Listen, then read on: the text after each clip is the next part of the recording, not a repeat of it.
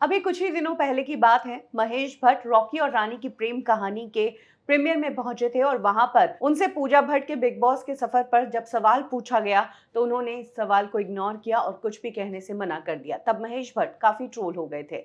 अब शायद महेश भट्ट को अंदाजा हो गया है कि उनकी ट्रोलिंग हुई, यही कारण है कि वो अपनी बेटी पूजा भट्ट को भी सपोर्ट करने बिग बॉस के घर में पहुंचे। महेश भट्ट बिग बॉस के घर में गए, सभी कंटेस्टेंट से मिले, लेकिन जिस तरीके से वो एक पर्टिकुलर कंटेस्टेंट से मिले, वो अब सोशल मीडिया पर चर्चा का विषय बन गया है और लोगों ने कहा है कि ये बेहद क्रीपी और अजीब सा टच है और बहुत ही अनकंफर्टेबल तरीके से महेश भट्ट ने इस कंटेस्टेंट को टच किया है।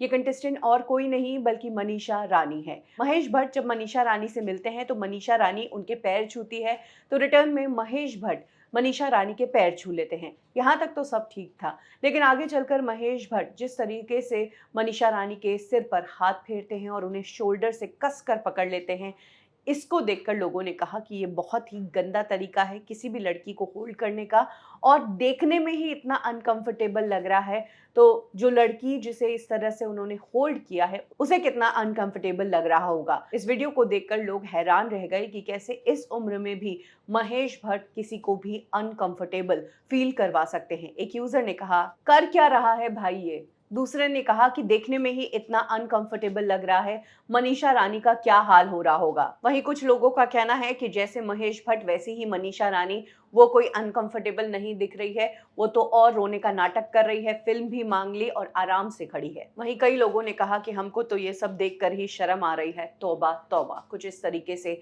महेश भट्ट की इस हरकत को देखकर लोग चौंक गए और उनका मानना है कि महेश भट्ट ने जिस तरह से लड़की को टच किया, वो टच एक गुड टच नहीं था।